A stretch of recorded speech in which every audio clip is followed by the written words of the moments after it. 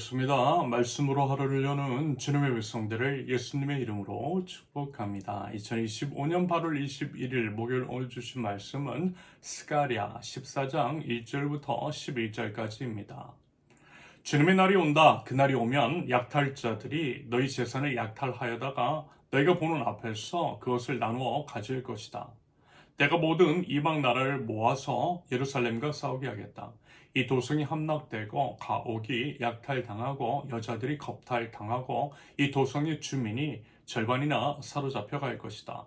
그러나 이 도성 안에 나머지 백성은 살아남을 것이다. 주님께서 나아가셔서 이방 나라들과 싸우실 것이다. 전쟁들이 싸우시던 것처럼 하실 것이다.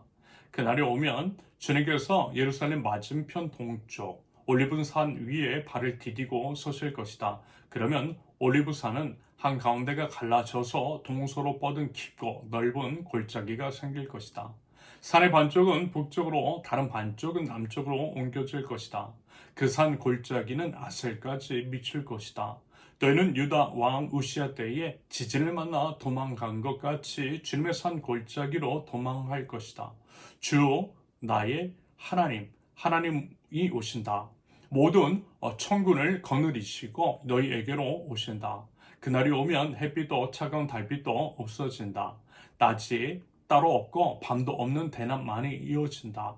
그때가 언제 올지는 주님께서만 아신다. 저녁 때가 되어도 여전히 대낮처럼 밝을 것이다. 그날이 오면 예루살렘에서 생수가 솟아나서 절반은 동쪽 바다로 절반은 서쪽 바다로 흐를 것이다. 여름 내내 겨울 내내 그렇게 흐를 것이다. 주님께서 온 세상의 왕이 되실 것이다. 그날이 오면 사람들은 오직 주님 한 분만을 섬기고 오직 그분의 이름 하나만으로 간구할 것이다. 게바에서 예루살렘 남쪽 림몬까지 온 땅이 아라바처럼 평평해질 것이다.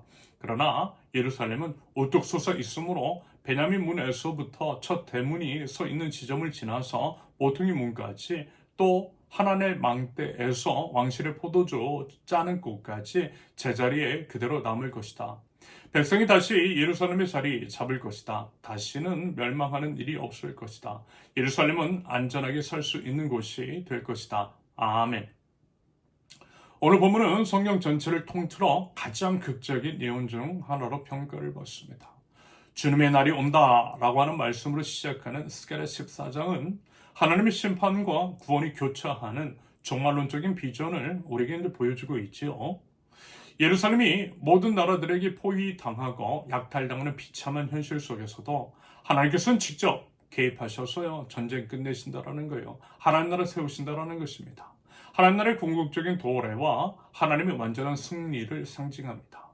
이 예언은 고대 이스라엘 백성들에게는 절망적인 상황 속에서 주어지는 유일한 희망이었어요. 그러면서 이제 동시에 이 예언은요 오늘날 우리에게도 여전히 유효한 메시지를 던져줍니다. 끊임없는 갈등과 불안, 그리고 이제 절망적인 상황들로 가득 차 있는 우리의 상황. 스가랴 예언자는 이러한 세상의 소란 속에서 진정한 평화와 구원은 오직 하나님께로부터 온다라고 하는 역설적인 진리를 우리에게 선포합니다. 첫째, 심판의 날과 재림 1절부터 5절까지. 주님의 날은요, 모든 것이 전복되는 날입니다. 뒤바뀌는 날입니다. 하나님께서는 모든 이방 나라를 모아서 예루살렘과 싸우게 하세요. 이 예언은 역설적으로 다가오지요. 도대체 왜 하나님께서 당신의 백성을 대적하는 자들을 허용하시느냐라는 것입니다.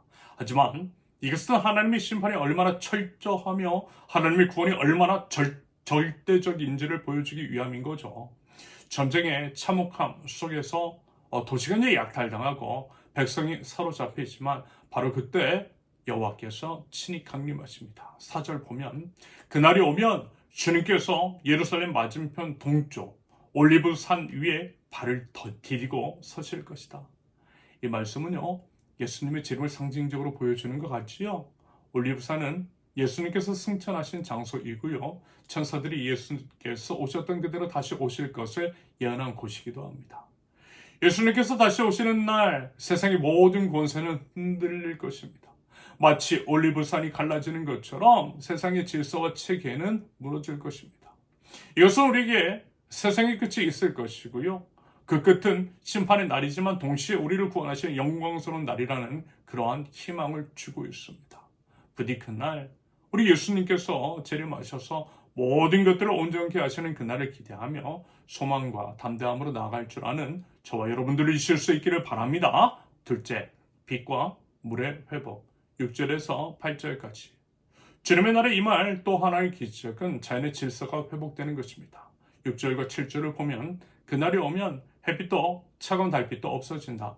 낮이 따로 없고 밤도 없는 대낮만이 이어진다. 그날에는 세상의 빛이 사라진 듯한 암흑의 날이 계속될 것이지만 그날의 마지막은 뭐라고요? 밝은 빛으로 바뀔 것입니다. 이것은 인간의 지혜와 노력으로는 해결할 수 없는 깊은 절망 속에서 오직 하나님의 개인만이 진정한 희망을 가져올 수 있음을 의미합니다. 우리가 지난번 요한계시록을 통해 한번 살펴보았듯이 하나님 나라에서는 빛이신 우리 주님으로 인해서 밝은 빛만이 가득하게 될 것입니다. 영원한 빛이 가득하다라는 거예요. 한편 8절을 보면요. 그날이 오면 예루살렘에서 생수가 솟아나서 절반은 동쪽 바다로 절반은 서쪽 바다로 흐를 것이다. 여기서 생수는 예수 그리스도를 통한 영원한 생명을 상징합니다. 그러면서 그날은 세상의 끝이 아니라 새로운 시작을 의미해요. 하나님의 나라가 임하면 영적인 생명의 물이 흘러넘쳐서 온 세상을 적실 것입니다. 이 물은요, 생명을 잃은 모든 곳에 생명 불어넣어요. 절망의 땅을 소망의 땅으로 바꿀 것입니다. 이 생명수는요, 사시사철, 즉 영원히 흐를 것이고요. 우리를 영원한 생명으로 이끌 것입니다. 부디 그 하나님의 나라를, 영원한 생명이 있는 하나님의 나라를 기대하실 수 있기를 바랍니다. 셋째, 여호와의 왕권과 영원한 평화. 9절에서 11절까지. 마침내 이 모든 역사의 끝에는 본문 9절의 표현처럼 주님께서 온 세상의 왕이 되실 것입니다. 모든 우상과 거짓된 권력들은 무너지고요. 오직 하나님 한 분만이 통치하시는 완전한 하나님의 나라가 세워질 것입니다. 그리하여 예루살렘은 다시금 안전한 도시 될 거예요. 본문 11절의 표현처럼 다시는 멸망하는 일이 없을 것이며 예루살렘은 안전하게 살 수 있는 곳이 될 것입니다. 영원한 하나님의 나라, 하나님의 평화가 임할 것이라는 의미인 거죠. 여러분, 이것은 예수님께서 이 땅에 오심으로 초림으로 이미 시작된 하나님의 나라입니다. 그 믿음으로 세워나가야 할 우리 하나님의 나라. 여러분, 우리가 이 세상 속에서 때로는 빛을 잃고 메마른 땅처럼 느껴질 때가 있을 수 있어요. 하지만 그럴 때일수록 우리 예수님 바라보면 좋겠어요.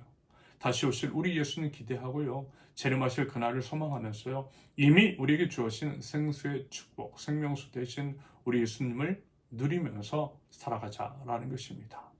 이제까지 살펴본 것처럼 오늘 본문은 우리에게는 두 가지를 분명하게 보여주고 있지요. 첫째, 이 세상의 모든 권세와 질서는 영원하지 않으며 결코 무너질 것이라는 것과 둘째, 모든 역사의 끝에는 하나님의 완전한 통치와 영원한 평화, 하나님의 나라가 기다리고 있다라고 하는 것, 바로 그것입니다. 그러므로 이 세상의 여러 현실들 속에서도 흔들리지 않는 우리 하나님 나라 바라보면서 살아갈 수 있기를 바랍니다. 주님의 날이 임하면 어둠 속에서도 빛이 있을 것이고요. 메마른 땅에서요, 생수가 솟아날 것입니다. 그렇게 우리를 회복시켜 주시는 주님이시라는 거예요. 부디 이 소망과 믿음으로 예수님의 재림을 기다리는 거룩한 백성으로 합당한 삶을 살아갈 줄 아는 여러분들 모두 되실 수 있기를 예수님의 이름으로 축원합니다. 함께 기도합니다. 세상의 모든 민족이 주님을 대적하고 주님의 백성들이 핍박받는 것처럼 보일지라도 결국 주님의 날이 임하고 주님께서 모든 것을 바로 잡아 주실 줄을 믿습니다. 제 믿음 흔들리지 않게 붙들어 주옵소서. 주님 재림하실 그날을 소망하며 살게 하시고 제 모든 눈물 닦아 주시고 다시는 저주가 없는 영원한 평화의 나라에 들어갈 수 있도록 주님 저를 인도하여 주시옵소서. 예수님의 이름으로 기도합니다. 아멘. 하나님께서 오늘 주신 말씀과 각자의 기도 제목을 놓고 우리 잠시 기도합니다.